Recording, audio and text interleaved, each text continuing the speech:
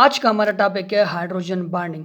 Hydrogen bonding में सबसे पहले हम हाइड्रोजन बॉन्डिंग की डिफिनीशन को पढ़ेंगे। इसके साथ हाइड्रोजन बॉन्डिंग की टाइप्स को डिस्कस करेंगे, एविडेंसेस बताएंगे कब और कौन से मॉलिक्यूल के अंदर हाइड्रोजन बॉन्डिंग होगी, इसी तरह कौन सी कंडीशन होगी हाइड्रोजन बॉन्डिंग के लिए, डिफरेंट तरह के फैक्ट्स बताएंगे हाइड्रोजन बॉन्डिंग से रिलेटेड। और ये जो इम्पॉर्टेंट है कि हाइड्रोजन बॉन्डिंग को हम ट्रिक से कैसे फाइंड करेंगे, कौन से मॉलिक्यूल के अंदर कितने हाइड्रोजन बॉन्डिंग होंगे, उसको हम किस तरह फाइंड करेंगे। डिफरेंट तरह के ट्रिक्स हम डिस्कस करेंगे।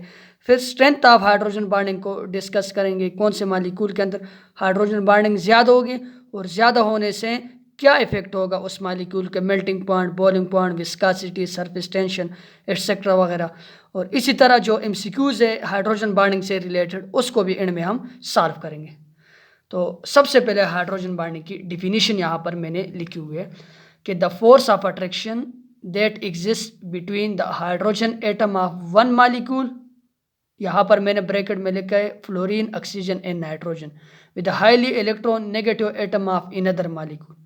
यानी ये वो फोर्स ऑफ अट्रैक्शन है जो हाइड्रोजन एटम का, एक मॉलिक्यूल के हाइड्रोजन एटम का, और कौन से मॉलिक्यूल के हाइड्रोजन एटम का, उन मॉलिक्यूल का जिनमें फ्लोरीन हो, ऑक्सीजन हो और नाइट्रोजन हो।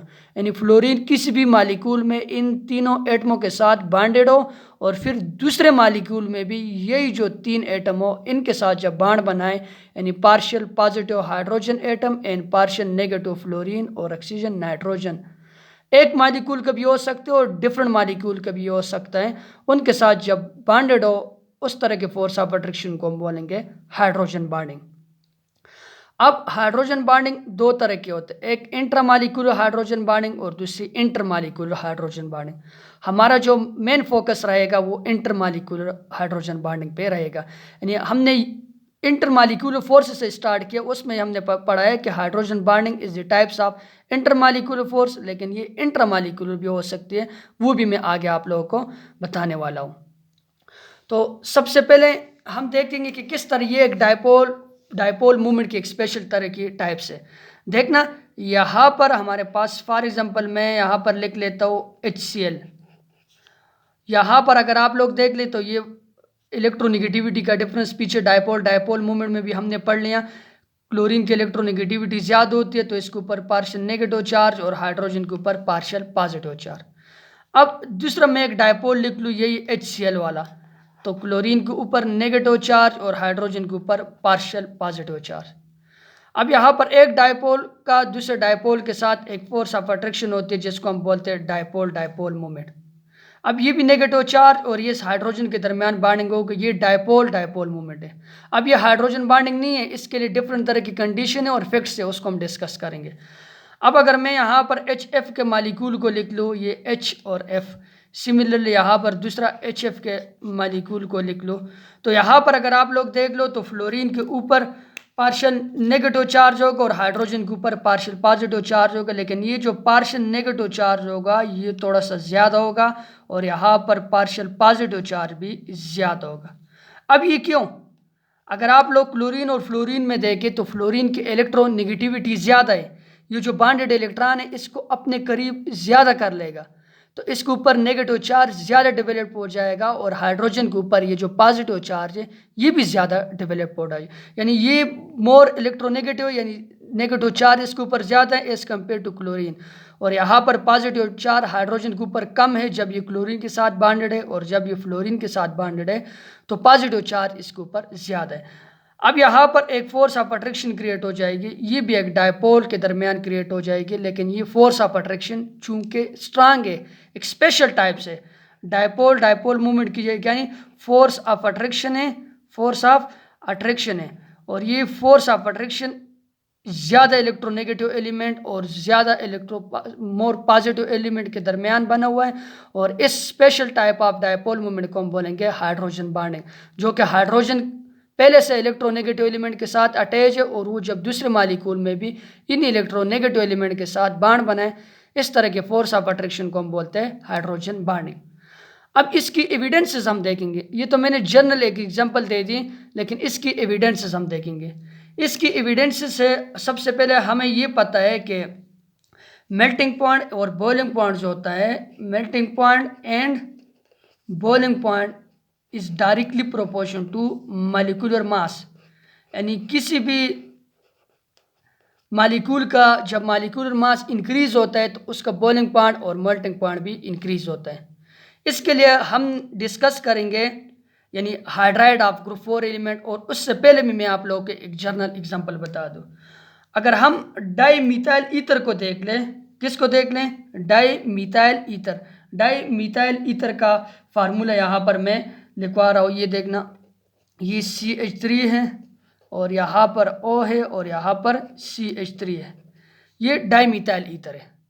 और इसी तरह अगर मैं यहाँ पर इथेनॉल को लिख लूँ C2H5 और OH, ये इथेनॉल है और ये डाई मिथाइल ईथर है। दोनों का मालिकुलर मास सेम है, मालिकुलर मास दोनों का क्या है?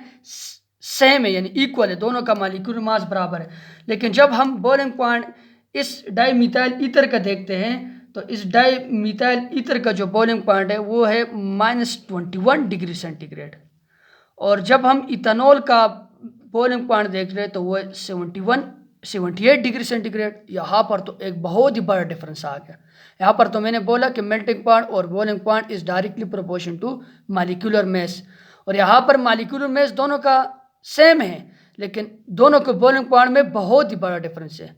यही बहुत बड़ा डिफरेंस शो करता है हाइड्रोजन बॉन्डिंग को, कि इथेनॉल के अंदर हाइड्रोजन बॉन्डिंग है और डाई मिथाइल ईथर के अंदर हाइड्रोजन बॉन्डिंग नहीं है। इसके लिए मैं एक डिटेल से डिस्कस करने वाला हूँ, आप लोगों के कोर्स से जो रिलेटेड है वो है boiling point of hydrides. Hydrides उन मालिक्यूल को बोलते हैं जिसमें हाइड्रोजन बॉन्डेड हो किसी दूसरे एटम के साथ, वो हाइड्राइड। अब हाइड्राइड में हम डिस्कस करेंगे यानी ग्रुप 4 के हाइड्राइड, ग्रुप 5 के, ग्रुप 6 के हाइड्राइड का बॉइलिंग पॉइंट। यहाँ पर मैं ग्रुप 4 का लिख लेता हूँ। Group 4 carbon family, carbon, silicon, germanium, SN tin, NPB lead. अब इसके साथ जब मैं हाइड्रोजन को अटैच करूंगा तो ये हाइड्राइड बन जाएंगे, यानी ग्रुप 4 है तो ये मेनली 4 बॉन्ड बनाते हैं, तो यहाँ पर ये CH4, SiH4, जर्मेनियम 4, टिन 4 और लेड 4। अब जैसे जैसे हम नीचे की तरफ आते हैं down the group molecular mass increase होता है। मालिक्यूलर मास इंक्रीज होने से बॉइलिंग पॉइंट और मेल्टिंग पॉइंट क्या हो रहा है? इंक्रीज हो रहा है। जब हम इस ग्रुप 4 हाइड्राइड का मेल्टिंग पॉइंट और बॉइलिंग पॉइंट देखते हैं तो डाउन द ग्रुप ये जो मेल्टिंग और बॉइलिंग पॉइंट है ग्रुप 4 का, ये इंक्रीज होता है। इंक्रीज होने की जो रीज़न है वो क्या है? इंक्रीज होने की जो रीज़न है वो इनका मालिक्यूलर मास इंक्रीज होता है। अब इसी तरह हम जब ग्रुप 5 की तरफ आते हैं, ग्रुप 5 का हमें पता है वो नाइट्रोजन फैमिली है, तो नाइट्रोजन, फास्फोरस, अर्जिन, Sb एंटमनी और Bi बिस्मथ। अब इसके साथ जब हम हाइड्रोजन को अटैच करते हैं तो ये भी हाइड्राइड बन जाएंगे। ग्रुप 5 है तो ये मेनली 3 बॉन्ड बनाते हैं, तो हम इनके साथ 3 हाइड्रोजन को अटैच कर लेंगे, NH3, PH3, ASH3, SbPH3 और BiS3। डाउन द ग्रुप इनका भी ये जो मेल्टिंग पॉइंट बॉइलिंग पॉइंट है ये इंक्रीज हो रहा है। Down the group melting point और बॉइलिंग पॉइंट इंक्रीज हो रहे हैं क्योंकि मालिक्यूलर मास इनका इंक्रीज होता है। इसी तरह जब हम ग्रुप 6 की तरफ आते हैं जिसको हम बोलते हैं ये नाइट्रोजन फैमिली आ गया, ये ऑक्सीजन और साथ में सल्फर, सिलीनियम, टेलिनियम एंड पोलिनियम, चाल्कोजन भी इसको हम बोलते हैं। ग्रुप 6 ऑक्सीजन फैमिली या चाल्कोजन, ये 2 बॉन्ड बनाते हैं, तो यहाँ पर हम इसके साथ हाइड्राइड बना रहे और हम हाइड्रोजन को अटैच करेंगे। H2O, H2S, H2Se, H2Te और HePO, ये ग्रुप 6 आ गया। अब इसी तरह ग्रुप 7 यानी हेलोजन को हम डिस्कस करेंगे, फ्लोरीन, क्लोरीन, ब्रोमीन, आयोडीन, ये स्टैटिन भी है लेकिन रेडियो एक्टिव एलिमेंट है। तो यहाँ पर जब हम इसके साथ हाइड्रोजन को अटैच कर लेंगे, ये हेलोजन है, HF, HCl, HBr और HI। अब अगर इधर आप लोग देख लो तो डाउन द ग्रुप जब हम आएंगे तो मेल्टिंग पॉइंट और बॉइलिंग पॉइंट इंक्रीज होगा। Melting point boiling point increase होने की जो रीज़न है वो यहाँ पर ही है। सिमिलरली यहाँ पर भी यही केस होगा और यहाँ पर भी यही केस होगा। लेकिन यहाँ पर अगर हम देख लें तो ये जो पहले ये जो टॉप वाले मेंबर हैं HF हैं, HF के साथ साथ H2O हैं, H2O के साथ NH3 है। तो इनका जो मेल्टिंग और बॉइलिंग पॉइंट है वो ये जो दूसरे ग्रुप के मालिक्यूल है इनसे इनका मेल्टिंग और बॉइलिंग पॉइंट ज़्यादा है। इनका मेल्टिंग पॉइंट और बॉइलिंग पॉइंट ज़्यादा क्यों हैं? तो जब हमने इनकी स्टडी कर ली, स्टडी करने के बाद हमें ये एविडेंस मिल गए कि इनमें एक एक्स्ट्रा फोर्स ऑफ अट्रैक्शन पाई जाती है जो कि हाइड्रोजन बॉन्डिंग, और हाइड्रोजन बॉन्डिंग इंटरमॉलिक्यूलर फोर्सेस में सबसे स्ट्रांग फोर्स ऑफ अट्रैक्शन है। यही जो स्ट्रांग फोर्स ऑफ अट्रैक्शन की वजह से ये जो टॉप के जो ग्रुप के जो टॉप के मालिक्यूल है इनका बॉइलिंग पॉइंट और मेल्टिंग पॉइंट ज़्यादा होते हैं as compare to other element. और यहाँ पर ये ट्रेंड नहीं देखा गया क्योंकि यहाँ पर कार्बन के अंदर हाइड्रोजन बॉन्डिंग एग्जिस्ट नहीं करती है, जबकि HF, H2 और NH3 के अंदर हाइड्रोजन बॉन्डिंग एग्जिस्ट करती है। अब यहाँ पर अगर हम इनका ग्राफ शो कर ले, यहाँ पर मैं H2O वाला ग्राफ को यहाँ इधर से ये हो गया, इसी तरह ये और ये, यानी इसको मैं लिख सकता हूँ ये H2O हैं। ये मैं अगर ग्राफ बनाऊँ, ग्राफ में किसके दरमियान मॉलिक्यूलर मास और इस सिमिलरली यहाँ पर बॉइलिंग पॉइंट या मेल्टिंग पॉइंट का मैं एक ग्राफ बना रहा हूँ एक्सिस और वाई एक्सिस में। ये H2O हैं, H2O के साथ ये दूसरे नंबर पर ये H2S हैं, H2S के साथ यहाँ पर HUS2 है, ये वाले आ गए। यानी मेल्टिंग पॉइंट बॉइलिंग पॉइंट अगर आप लोग देखो वाटर का सबसे ज़्यादा है। ग्राफ में एक रेगुलर ट्रेंड है लेकिन ये एक्सेप्शनल है। सिमिलरली अगर मैं यहाँ पर दूसरे नंबर पे HF आते तो HF वाले केस में मैं जब देखता हूँ तो ये ग्राफ कुछ यूँ हैं, यहाँ पर इंक्रीज हो रहा है फिर। लेकिन पहले वाला जो फ्लोरीन है HF का मालिक्यूल है हाइड्रोजन फ्लोराइड का, उनके अंदर ये हाइड्रोजन बॉन्डिंग की वजह से इनका मेल्टिंग पॉइंट और बॉइलिंग पॉइंट बाकियों के मुकाबले में क्या है, ज़्यादा है। और ये सिमिलरली नाइट्रोजन यानी अमोनिया के केस में हमने देखा। तो ये ग्राफ क्या शो करता है कि वाटर के साथ साथ यहाँ पर HF और HF के साथ साथ यहाँ पर NH3, इनका जो ग्राफ का जो पीक है वो हाई है as compare to other molecule of same group due to the presence of extra forces intermolecular forces that is hydrogen bonding. यही हाइड्रोजन बॉन्डिंग की एविडेंसेस हैं कि मेल्टिंग पॉइंट और बॉइलिंग पॉइंट तो मॉलिक्यूलर मास के साथ increase हो रहे हैं, लेकिन यहाँ इन तीनों का अगर हम देखें तो मॉलिक्यूलर मास तीनों में इन टॉप वाले का मॉलिक्यूलर मास कम है, मॉलिक्यूलर मास इन तीनों का क्या है, कम है। तो इनका मेल्टिंग पॉइंट और बॉइलिंग पॉइंट कम होना चाहिए, लेकिन इनका मेल्टिंग पॉइंट और बॉइलिंग पॉइंट बाकी ग्रुप के मुकाबले में ज़्यादा है। बाकी ग्रुप के मुकाबले में ज़्यादा होने की एक ही रीज़न है, वो ये है कि इनके अंदर एक strong intermolecular force of attraction पाई जाती है जो है हाइड्रोजन बॉन्डिंग। तो ये हमने इसकी एविडेंसेस देख दी। अब हम कंडीशन देखेंगे कि कौन सी कंडीशन लाजमी है हाइड्रोजन बॉन्डिंग के लिए। तो हाइड्रोजन बॉन्डिंग के लिए जो कंडीशन है, सबसे पहली कंडीशन ये है कि hydrogen should be attach with electronegative element. Hydrogen का इलेक्ट्रोनेगेटिव एलिमेंट के साथ अटैच होना लाजमी है। यानी इलेक्ट्रोनेगेटिव एलिमेंट कौन है, फून। इसको याद करने का तरीका ये फून, फ्लोरीन, ऑक्सीजन एंड नाइट्रोजन, ये पीरियोडिक टेबल के मोस्ट इलेक्ट्रोनेगेटिव एलिमेंट है। सबसे पहली कंडीशन ये होगी कि हाइड्रोजन का मोस्ट इलेक्ट्रोनेगेटिव एलिमेंट के साथ अटैच होना लाजमी है।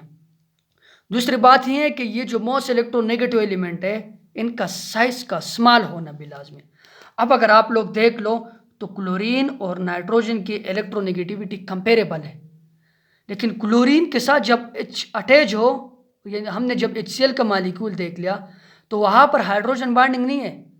हाइड्रोजन बॉन्डिंग ना होने की जो दूसरी रीज़न है वो क्लोरीन का साइज लार्ज है नाइट्रोजन से। पहले इसका इन तीनों एलिमेंट के साथ अटैच होना और साथ में स्मॉल साइज का होना भी लाजमी है।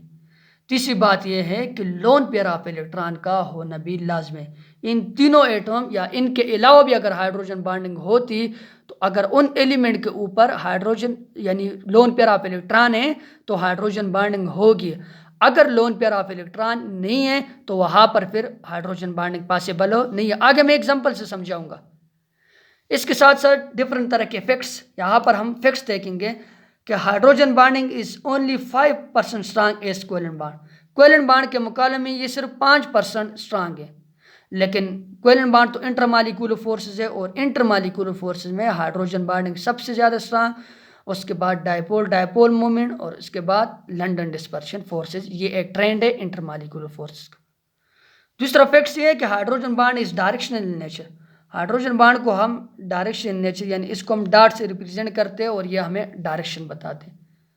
दूसरी बात जो है ना वो है ये जो स्ट्रेंथ है हाइड्रोजन बॉन्ड की वो 8 to 42 किलो जूल पर मोल, यानी 8 से लेकर 42 किलो जूल पर मोल तक एनर्जी रिक्वायर है हाइड्रोजन बॉन्ड को तोड़ने के लिए एक मालिक्यूल। वो डिफरेंट होंगे, हम डिफरेंट मालिक्यूल के अंदर देखेंगे कौन से मालिक्यूल में ज़्यादा एनर्जी रिक्वायर है, कौन से मालिक्यूल में कम एनर्जी रिक्वायर है। इसलिए मैंने एक रेंज जो लिखी है वो 8 से 42 किलो जूल पर मोल मैंने यहाँ पर लिखी हुई है। अब इसके साथ जो आगे और इम्पॉर्टेंट बात है वो हाइड्रोजन बॉन्ड को हम एक ट्रिक से कैसे फाइंड करेंगे। तो ट्रिक यहाँ पर मैंने लिखा है कि हाइड्रोजन बॉन्डिंग दो तरह की होती है, यानी हाइड्रोजन बॉन्डिंग बराबर होता है हाइड्रोजन बॉन्ड डोनर और हाइड्रोजन बॉन्ड एक्सेप्टर। इस बात का मतलब क्या है इसको एग्जाम्पल से मैं समझाऊंगा और आप लोगों ने भी समझने की कोशिश करनी है इसको स्पेशली। और दूसरी बात यह कि लोन पेयर ऑफ इलेक्ट्रॉन को हाइड्रोजन एटम के बराबर करना है। अब यहाँ पर मैं 3 मालिक्यूल लिखता हूँ जो पीछे भी हमने डिस्कस कर लिया, H2O के साथ HF और HF के साथ NH3 यानी अमोनिया। ये 3 मालिक्यूल मैंने लिखे, इनमें किसके अंदर हाइड्रोजन बॉन्डिंग ज़्यादा होगी, किसके अंदर कम होगी और कितनी होगी, उनको हम कैसे फाइंड करेंगे। सबसे पहले मैं वाटर का मालिक्यूल लिख लेता हूँ H2O। चैप्टर नंबर 3 में भी हमने पढ़ लिया, बेंड शेप या एंगुलर शेप का मालिक्यूल है ये। 2 लोन पेयर ऑफ इलेक्ट्रॉन होते हैं और 2 हाइड्रोजन होते हैं, ये वाटर का मालिक्यूल। अब इस वाटर मालिक्यूल के अंदर हाइड्रोजन बॉन्डिंग कितनी होती है इसको समझने की कोशिश करनी है आप लोगों। मैंने यहाँ पर लिखा है कि हाइड्रोजन बॉन्ड बराबर होते हैं hydrogen bond donor plus hydrogen bond acceptor, और उसमें आप लोगों ने लोन पेयर को हाइड्रोजन एटम के बराबर करना है। अब ये वाटर मालिक्यूल हाइड्रोजन बॉन्ड बनाएगा या तो इस हाइड्रोजन को डोनेट करके या किसी दूसरे मालिक्यूल से हाइड्रोजन को एक्सेप्ट करके। हाइड्रोजन बॉन्ड एक्सेप्टर और हाइड्रोजन बॉन्ड डोनेशन दो वजह से, H के ऊपर पॉजिटिव और ऑक्सीजन के ऊपर नेगेटिव, दूसरा हाइड्रोजन जब आएगा ये नेगेटिव पॉजिटिव को अट्रैक्ट करेगा। और दूसरे वाटर मालिक्यूल में ये सिम अगर मैं यहाँ पर लिख भी लेता हूँ तो यहाँ पर आप लोग देख लो कि H और मैं अगर ऐसे लिख लूँ, अब यहाँ इसके ऊपर लोन पेयर ऑफ इलेक्ट्रॉन है तो ये इनके दरमियान एक हाइड्रोजन बॉन्डिंग बन जाएगी। और मैंने लिखा है कि hydrogen bond donor plus hydrogen bond acceptor और लोन पेयर को हाइड्रोजन एटम के बराबर लेने। अब H2O में अगर आप लोग देख लो तो 2 हाइड्रोजन है, एक हाइड्रोजन को आप लोगों ने एक लोन पेयर ऑफ इलेक्ट्रॉन के बराबर लेने। 2 हाइड्रोजन है और 2 ही लोन पेयर है, यानी हाइड्रोजन एटम कितने 2 है और लोन पेयर कितने 2 है। तो यानी ये इसका मतलब ये है कि एक तो हाइड्रोजन भी 2 है और लोन पेयर भी 2 है। मैंने कहा कि लोन पेयर ऑफ इलेक्ट्रॉन का होना भी लाजमी है, हाइड्रोजन के लिए लोन पेयर ऑफ इलेक्ट्रॉन का होना भी लाजमी है। अब 2 हाइड्रोजन है और 2 लोन पेयर है, यानी हाइड्रोजन बॉन्ड डोनर भी 2 है और हाइड्रोजन बॉन्ड एक्सेप्टर भी 2 है। तो total hydrogen bond water molecule के अंदर 4 होते हैं।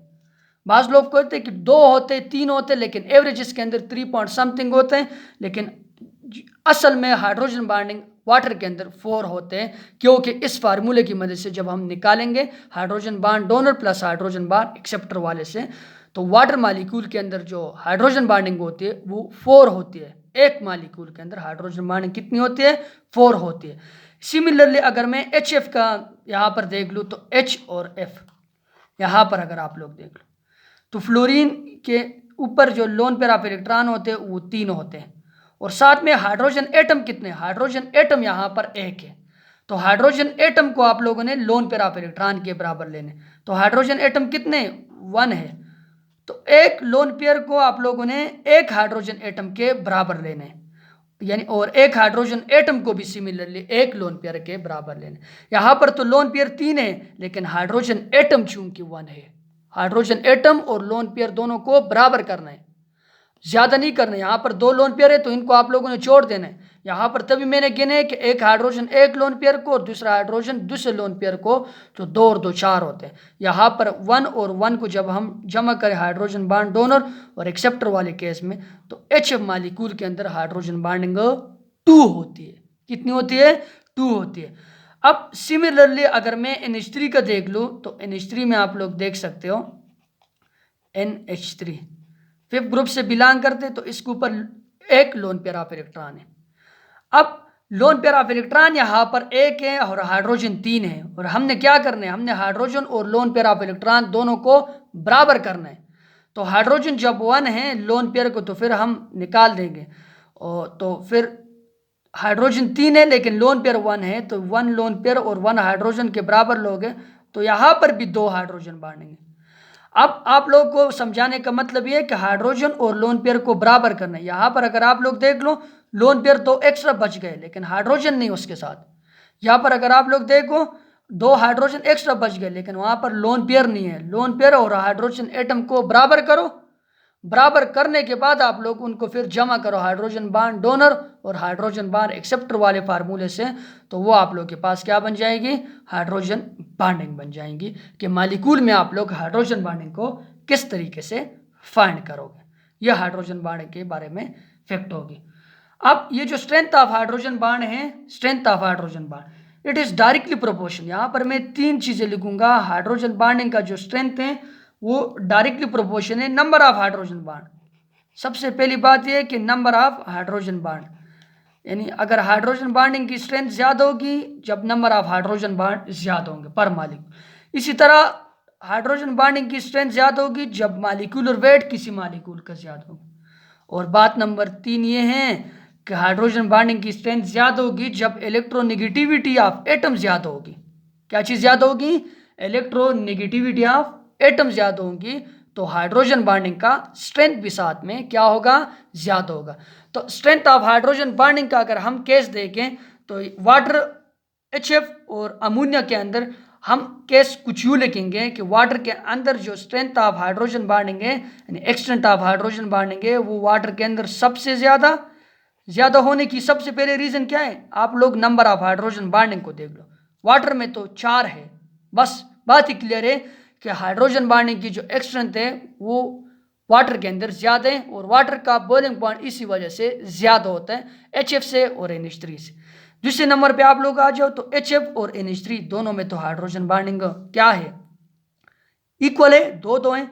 तो तीसरी बात यह है कि इलेक्ट्रोनेगेटिविटी को चेक कर लो, मॉलिक्यूलर वेट भी ज़्यादा और इलेक्ट्रोनेगेटिविटी भी दूसरी बात आप लोगों ने आने, तो इलेक्ट्रोनेगेटिविटी फ्लोरीन की ज़्यादा है तो HF दूसरे नंबर पे होगा और तीसरे नंबर पे कौन होगा, NH3 होगा। ये अक्सर MCQs आता है कि एक्सटेंट ऑफ हाइड्रोजन बाइंडिंग का जो ट्रेंड है वो ये है H2O में सबसे ज़्यादा, उसके बाद HF में और उसके बाद किस में, NH3 में। यह आप लोगों का MCQs के साथ भी डिस्कस होगा।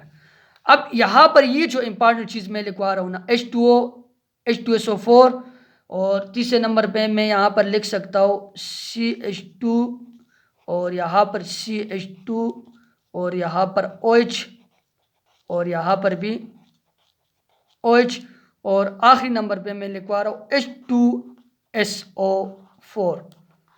तो आप लोग का MCQs ये है और ये ईटा का MCQs है कि इन तीनों में से, इन चारों में से 3 है।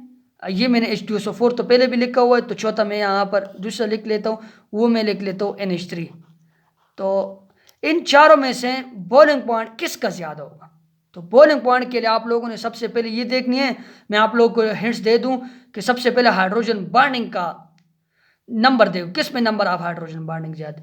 NH3 का तो आप लोगों को पता है कि इसमें 2 हाइड्रोजन बाइंडिंग है, इसको तो पहले ज़हन से ही निकाल दो, ये तो ख़त्म हो गया सीक्वेंस सॉल्व करने का तरीका।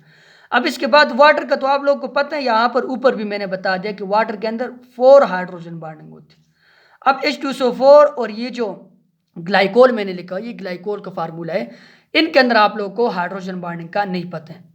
तो इसमें भी 4 हैं और इसमें भी 4 हाइड्रोजन बाइंडिंग है। अगला काम आप लोग मॉलिक्यूलर वेट की, सेंटर एटम तो यहाँ पर भी अगर ऑक्सीजन है, यहाँ पर भी ऑक्सीजन है, यहाँ पर भी ऑक्सीजन है, इलेक्ट्रोनेगेटिव एलिमेंट इन तीनों में सेम है, हाइड्रोजन बाइंडिंग भी सेम है। Molecular weight discuss. H2SO4 में आप लोग सबसे पहले स्ट्रक्चर ड्रा करो। H2SO4 का स्ट्रक्चर कुछ यूँ है, सल्फर है, यहाँ पर डबल बॉन्ड विद ऑक्सीजन है और सिमिलरली यहाँ पर भी डबल बॉन्ड विद ऑक्सीजन है, यहाँ पर OH है और यहाँ पर भी क्या है, OH है। अब हाइड्रोजन बाइंडिंग कैसे मालूम करते हैं इसके अंदर, ये देखो यहाँ पर ये इसके ऊपर भी लोन पेयर ऑफ इलेक्ट्रॉन है 2 और इसके ऊपर भी लोन पेयर ऑफ इलेक्ट्रॉन है। ये एक मॉलिक्यूल में देखो 2 इलेक्ट्रोनेगेटिव एलिमेंट है, यहाँ पर भी हाइड्रोजन बाइंडिंग हो सकती है। तो हाइड्रोजन बाइंडिंग को लोन पेयर ऑफ इलेक्ट्रॉन के बराबर, एक लोन पेयर और एक हाइड्रोजन बाइंड, यानी 2 यहाँ से हो गए। सिमिलरली यहाँ से भी देख, एक लोन पेयर और एक हाइड्रोजन, 2 यहाँ से हो गए। तो टोटल हाइड्रोजन बाइंडिंग H2SO4 के अंदर भी 4 है। H2SO4 के अंदर total number of hydrogen binding कितनी है, 4 है। सिमिलरली अगर आप लोग ग्लाइकोल को भी देख लो तो यहाँ पर लोन पेयर ऑफ इलेक्ट्रॉन और साथ में hydrogen, lone pair of electron और हाइड्रोजन। तो यहाँ पर भी 4 हो गए, 4 यहाँ पर भी, 4 यहाँ पर भी, 4 यहाँ पर भी। अब तीसरी जो बात है वो यहाँ पर इनका क्या चीज़ है, मॉलिक्यूलर वेट है। तो ये एमसीक्यूज भी मैंने भी एक तरह से सॉल्व कर लिया। मॉलिक्यूलर वेट निकालना तो आप लोग को आता है। H2O का मॉलिक्यूलर वेट 18 होते हैं, 18 ग्राम पर मोल। इसी तरह ये जो ग्लाइकोल है, ग्लाइकोल किधर है, ये किधर चला गया, ग्लाइकोल का जो मॉलिक्यूलर वेट है वो 62 होता है। कार्बन 12, हाइड्रोजन 2 और ये 32 और ये 2, तो ये टोटल मिलकर 62 तक बन जाते हैं। और H2SO4 में सल्फर 32 और 4 ऑक्सीजन जो होते हैं वो 64 और 32, ये 96 हो गए, 2 98। यानी इसका जो मॉलिक्यूलर वेट है H2SO4 का वो 98 है। तो यहाँ से आप लोग का एमसीक्यूज भी सॉल्व हो गया कि H2SO4 के अंदर जो हाइड्रोजन बॉन्डिंग होती है वो सबसे ज़्यादा होती है, और हाइड्रोजन बॉन्डिंग नहीं, मेल्टिंग एंड बॉइलिंग पॉइंट ज़्यादा होते हैं। ज़्यादा होने की वजह 4 हाइड्रोजन बॉन्डिंग है, इलेक्ट्रोनेगेटिविटी भी ऑक्सीजन की ज़्यादा है, तीनों में सेम है इलेक्ट्रॉनिक। लेकिन तीसरी कंडीशन जो डिफरेंट है वो है मॉलिक्यूलर वेट। मॉलिक्यूलर वेट की वजह से इनका मेल्टिंग पॉइंट और बॉइलिंग पॉइंट क्या है, ज़्यादा है। तो आज हमने डिस्कस कर लिया हाइड्रोजन बॉन्डिंग क्या होती है, कितनी तरह की होती है, इंटरमॉलिक्यूलर फोर्स और इंट्रामॉलिक्यूलर हाइड्रोजन बॉन्डिंग, वो भी मैंने डिस्कस कर लिया। और साथ में आप लोगों को बता दूं कि ये for example intramolecular hydrogen bonding कब होगी। इंट्रामॉलिक्यूलर मैंने यहाँ पर छोड़ दिया था, तो यहाँ पर भी मैं लिख लेता हूँ। फॉर एग्जांपल मैं यहाँ पर लिख लेता हूँ ये बेंजीन टाइप का मॉलिक्यूल, यहाँ पर मैं फ्लोरीन को लगा लूँ और यहाँ पर भी, और यहाँ ये फिनोल हो गया ना, ये फिनोल हो गया। अब यहाँ पर अगर आप लोग देख लो तो ऑक्सीजन के साथ हाइड्रोजन अटैच है, तो इसके ऊपर पार्शियल नेगेटिव चार्ज और इसके ऊपर पार्शियल पॉजिटिव चार्ज, सही है। और यहाँ पर इस फ्लोरीन के ऊपर भी पार्शियल नेगेटिव चार्ज। अब एक ही मॉलिक्यूल है, एक ही मॉलिक्यूल है और एक ही मॉलिक्यूल के अंदर दो एटमों ने एक दूसरे के साथ एक फोर्स ऑफ अट्रैक्शन क्रिएट किए। ये एक इंट्रामॉलिक्यूलर फोर्स। इंट्रामॉलिक्यूलर वो होते जो विद इन अ मॉलिक्यूल है, लेकिन ये कौन सी है, ये हाइड्रोजन बॉन्डिंग है। यही हाइड्रोजन बॉन्डिंग की एविडेंस है कि इंट्रामॉलिक्यूलर भी ये हो सकते हैं। इसी तरह सैलिसिलिक एसिड वगैरह में आप लोग देख लो, नाइट्रोफिनोल वगैरह में भी आप लोग देख लो, तो वहाँ पर भी आप लोग देख सकोगे कि वो वहाँ पर भी इंट्रामॉलिक्यूलर हाइड्रोजन बॉन्डिंग पाई जाती है। तो ये सारा का सारा हमारा हाइड्रोजन बॉन्डिंग के बारे में डिस्कशन थी। इसके बाद अगला लेक्चर जो हमारा होगा वो होगा about the London dispersion forces, के लंदन डिस्पर्शन फोर्सेस क्या होती है और कौन से मॉलिक्यूल के अंदर होती है। Thank you for watching.